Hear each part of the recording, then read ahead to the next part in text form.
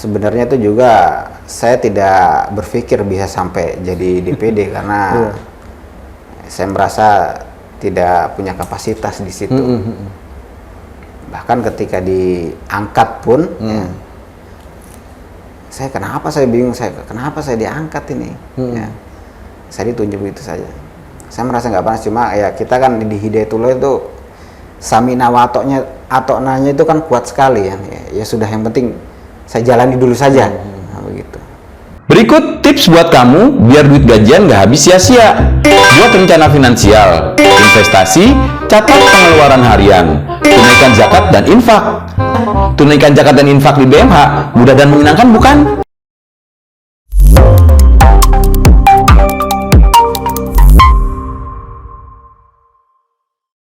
Assalamualaikum warahmatullahi wabarakatuh. Para pemirsa channel Majalah Syahid, Majalah Suara Hidayatullah, kita jumpa lagi dalam rubrik Syahid Talk, Bincang Dai di Pedalaman.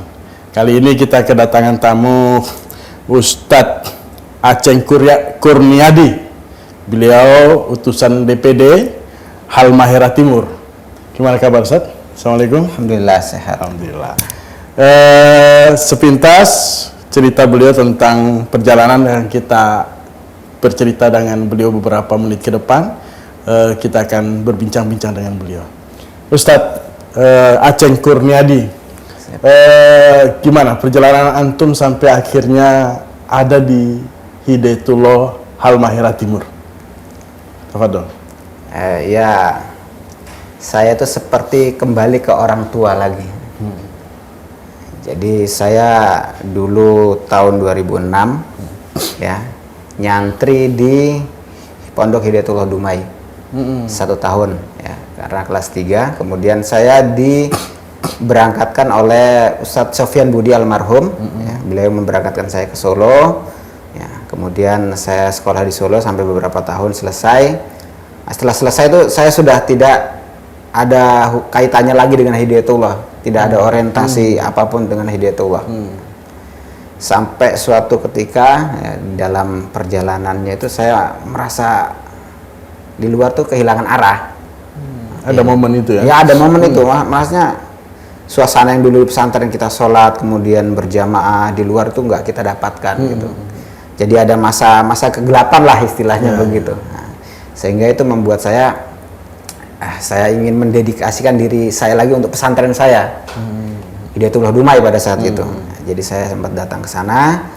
Ternyata pada saat datang ke saya ke Dumai mau menghadap pimpinan di sana, ternyata beliau tidak ada di tempat kalau tidak salah waktu itu. Jadi saya titip pesan ke istrinya, saya minta nomornya, saya WA beliau, mungkin karena beliau sibuk ya, tidak sempat membalas. Akhirnya kita pulang sudah ke rumah ya. Sudah setelah itu ya sudah hilang lagi, maksudnya mungkin ya sudah memang tidak cocok, mungkin saya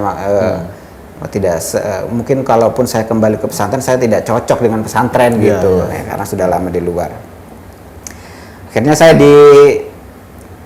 telepon abang saya tuh, kau ini sudah besar, sudah tua ya.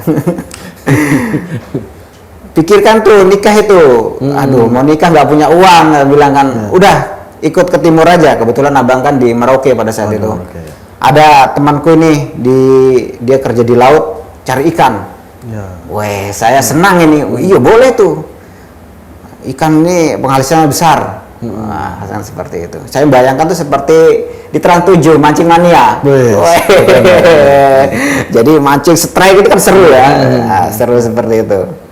Akhirnya waktu itu saya dari Surabaya, saya berangkat naik kapal pelni. Nah ternyata di dalam perjalanannya itu di kapal pelni itu ombak. Mabuk saya, padahal kapal pelni nih mabuk. Saya sampai minum Antimo 2 kalau nggak salah. Setelah 5 hari sampailah saya ke pulau tersebut. Ya. Ternyata di pulau tersebut ya orang yang tadinya suruh nemui saya lagi ada di laut cari ikan. Akhirnya nggak ketemu, saya bingung kan, uang tinggal 100.000 saat itu. Saya telepon orang yang nggak bisa masuk. Nah, saya bingung. Ya, kita biasa kan kalau biasa perjalanan tuh cari masjid. Nah, kita numpang di masjid ini. ternyata di masjid itu ada kamar-kamar yang memang disediakan untuk orang-orang yang musafir. Nah, di situ ternyata musafirnya ada orang-orang yang dari kapal. Dia cerita di kapal ini begini ya. Mengerikan, lebih baik itu sakit semenderita-menderitanya di darat lebih menderita di laut. Wah, saya sudah bayangkan ini ya. Sudah bayangkan. Kemudian hampir 10 hari saya di situ dikasih makan oleh masjid, dibelikan lauk ya. Akhirnya orang yang tadi mau kita tuju itu datang. Ketemu kan kita. Nah, ngobrol-ngobrol, ngopi, diajak ke kapalnya. Ternyata kapalnya kecil. Ternyata kapalnya kecil. Wah, ini saya di kapal pelni saja mabuk, apalagi kapal ini baru ombak besar kan. Waduh, ini nggak beres ini. Saya bayangkan pertama itu saya nggak, bukan masalah apa, sholat saya gimana ini. Itu yang saya pikirkan. Sholat saya bagaimana. Akhirnya saya kembali, saya putuskan nggak jadi udah ikut karena resiko ini, resikonya nyawa ini. Saya kan bukan orang laut ini. Jadi yang tadinya saya bayangkan enak-enak itu kayaknya malah jadi mengerikan ini. Nah, akhirnya saya nelpon teman saya yang di Maluku Utara. Jadi pada saat itu saya berada di Maluku Tenggara. Maluku Tenggara itu provinsinya Maluku. Jadi saya ada di Pulau Dobo. Saya telepon teman saya yang di Maluku Utara. Zai, namanya Jainuddin kan. Saya ada di Maluku ini. Saya ceritakan kondisi saya seperti tadi kan. Oh iya sudah, kesini sudah. Kebetulan kita di sini kurang orang. Oh iya sudah, cocok kalau begitu. Tapi saya nggak punya uang. Ya sudah, nanti dikirim. Karena kan dia sudah percaya kan dengan saya, teman dekat waktu di Solo. Iya, yang penting saya tolong ketika di sana jangan dipanggil Ustadz. Karena saya tuh ya merasa nggak pantas kan pada saat itu kan. Akhirnya dibiayailah kita ke sana. Dibiayain, sampailah kita ke sana. Ya sudah, kita bergabung kembali dengan Hidayatullah. Sudah. Di dalam itu ya kita mengikuti, pokoknya awal-awal datang itu ya saya nggak ada namanya mengajar apa itu, enggak. Saya pokoknya potong-potong rumput, ya ngambil ikan, ya nyapu, itu saja tugas saya, seperti itu. Itu awal mula saya kembali lagi ke Hidayatullah. Ustadz, ini kan melihat cerita antum bahwa lumayan tantangannya berat sekali gitu ya. Apa yang kemudian terpikir antum kemudian saya harus kembali ke Hidayatullah? Iya, jadi ketika di luar itu saya seperti orang bingung. Ya ada kayak kekosongan jiwa ini, kosong sekali. Cari uang juga habis-habis gitu saja, nggak ada puasnya. Dapat uang juga kayak bingung mau ngapain. Ibadah nggak terjaga, sholat nggak terjaga, nggak punya tujuan lah, intinya seperti itu. Jadi mungkin ini saya harus kembali lagi ke Hidayatullah itu mungkin. Ya, awalnya nggak ya berjalan begitu saja. Saya merasakan perasaan itu, kemudian Allah arahkan begitu. Allah arahkan dengan yang tadi lautnya mengerikan, kemudian saya mabuk, itu kayaknya memang Allah sudah diperjalankan sampai ke sana. Diperjalankan sampai ke sana itu. Baik Ustaz, antum sampai di Halmahera. Akhirnya dapat tugas sebagai DPD di sana. Itu ceritanya seperti apa, Ustaz? Ya, ini sebenarnya itu juga saya tidak berpikir bisa sampai jadi DPD karena saya merasa tidak punya kapasitas di situ. Bahkan ketika diangkat pun, kenapa saya bingung, kenapa saya diangkat ini? Ya, saya ditunjuk begitu saja. Saya merasa nggak panas, cuma ya kita kan di Hidayatullah itu samina wa atoknanya itu kan kuat sekali ya. Ya sudah, yang penting saya jalani dulu saja. Begitu. Nah, dari semenjak itu baru kita mulai diajarin ya, mulai belajar ya. Walaupun ya belum sempurna, tapi kita terus mengupgrade diri untuk perkembangan khususnya di Halmahera Timur itu. Di Halmahera Timur ini tantangan yang paling terasa di dakwah antum di masyarakat seperti apa, Ustaz?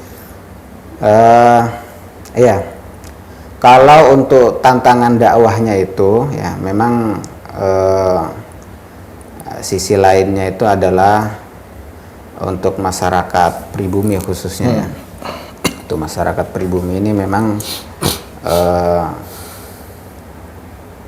tidak cukup pembinaannya tuh langsung sekali begitu. Ya. Jadi mesti harus intens ya. Kalau sekali mereka ya 1 hari itu paham, besoknya sudah kembali lagi seperti semula. Makanya ya kita di sana mendirikan lembaga pendidikan itu untuk menjawab tantangan itu tadi. Terlebih lagi memang kalau orang tuanya itu di dakwah itu berat, ya, malah anak-anaknya yang kita ambil, seperti itu. Nah ini karena yang mudah diajak adalah anak-anaknya. Program apa yang ditawarkan oleh teman-teman Hidayatullah di Halmahera? Ya, kalau kita untuk saat ini ya di Hidayatullah Halmahera Timur itu khususnya di tempat saya yang bertugas sekarang ini di Kota Maba, ya, ibu kota kabupaten, itu pesantren satu-satunya yang ada di Kota Maba, pesantren satu-satunya. Kemudian pendidikan formal kita MI dan SMP ini menjadi alternatif terbaik orang-orang tua untuk menyekolahkan anaknya. Halmahera Timur itu. Halmahera Timur. Jadi yang masuk di sekolah kita itu anaknya kepala dinas, ya, anaknya sepupunya bupati, anaknya polisi, anaknya kapolres, ya itu masuk di sekolah kita, mempercayakan sekolah kita. Padahal masih baru. Masih baru kan tahun 2013 itu kalau nggak salah berdiri itu, ya. Seperti itu. Melihat respon daripada masyarakat yang ada di Halmahera Timur ini, apa konsep teman-teman di DPD untuk kemudian bisa mereka nyaman masuk ke Hidayatullah begitu? Ya, kita nih beruntungnya di Hidayatullah ini ya, kita ini dibekali dengan jati diri yang namanya wasotia. Jadi di kita itu ada salafi juga belajarnya di kita, ya. Ya yang al khairat juga belajar di kita. Bahkan di masjid kita itu ya, orang-orang kampung itu sholat di kita persilahkan jadi imam. Dia kunut, kita kunut, nggak ada mempermasalahkan. Ya. Kemudian kita imam, kita nggak kunut. Awal-awalnya mereka ya seperti orang pada umumnya, nggak sah ini sholatnya. Tapi kita kasih tahu, kita terbuka juga pikiran mereka, akhirnya bisa menerima. Oh ini hal yang biasa seperti ini, seperti itu. Mereka terbuka menerima kita. Gitu. Kemudian ketika ada ya kayak undangan tahlilan gitu ya, di sana namanya Dina. Dina hari ke-1, 2 sampai 7 tuh. Kita datang, walaupun kita bacanya bukan seperti yang pada umumnya, kita baca surat Al-Mulk, pokoknya baca yang menjadi wirid kita hari-hari gitu. Tapi alhamdulillah mereka menerima.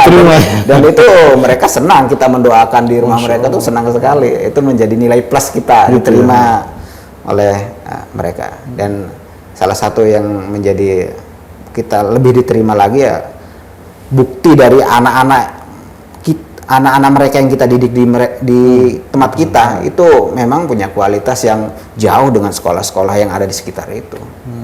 Jadi ya sekolah kita itu sekolah favorit lah untuk lokal situ gitu, seperti itu. Itu pesantren satu-satunya. Pesantren satu-satunya. Ya. Baik Ustaz, ini yang terakhir, sepanjang perjalanan antum tadi sampai akhirnya ada di DPD Halmahera Timur, apa yang kemudian antum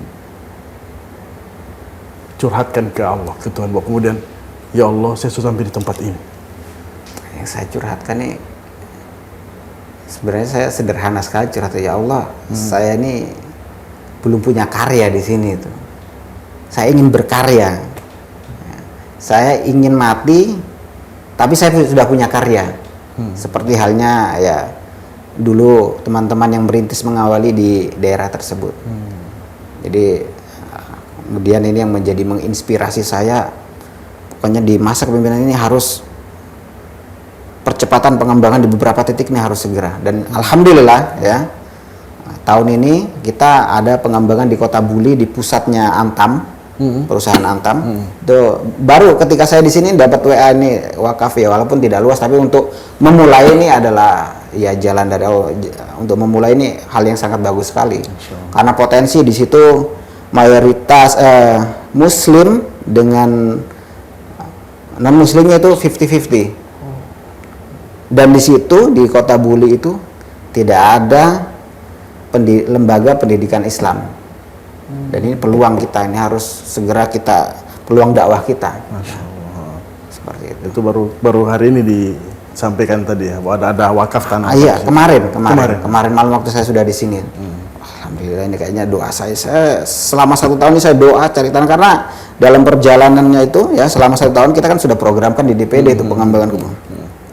Kita sudah silaturahim ya, sudah hampir dapat tanah ini, lokasinya strategis belakang rumah sakit ya, pinggir jalan. Sudah hampir serah terima, tapi nggak tahu ya, bukan rezeki kan, akhirnya nggak jadi. Kemudian juga mau dikasih lokasi sama polisi juga, ya belum ada kabar sampai sekarang. Terus kita silaturahmi, ya ini ternyata ada jawaban walaupun tidak luas, tapi ini untuk awal adalah hal yang bagus sekali seperti itu. Masya Allah, Ustadz Aceng Kurniadi. Semoga apa yang diniatkan, semoga apa yang dicita-citakan di Amin. daerah Halmahera Timur ini, kan memang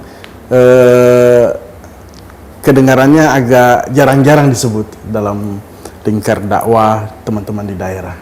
Ya, mudah-mudahan apa yang kita cita-citakan kemudian Allah lancarkan, Allah berkahi. Amin. Terima kasih Ustadz Aceng. Demikian teman-teman, rekan-rekan dari channel Majalah Said, kita bincang-bincang dengan Ustadz Aceng tadi. Demikian apa yang kami bisa obrolkan. Wabillahi taufiq wal hidayah. Assalamualaikum warahmatullahi wabarakatuh. Waalaikumsalam warahmatullahi wabarakatuh. Berikut tips buat kamu biar duit gajian gak habis sia-sia. Buat rencana finansial, investasi, catat pengeluaran harian, tunaikan zakat dan infak. Tunaikan zakat dan infak di BMH mudah dan menyenangkan bukan?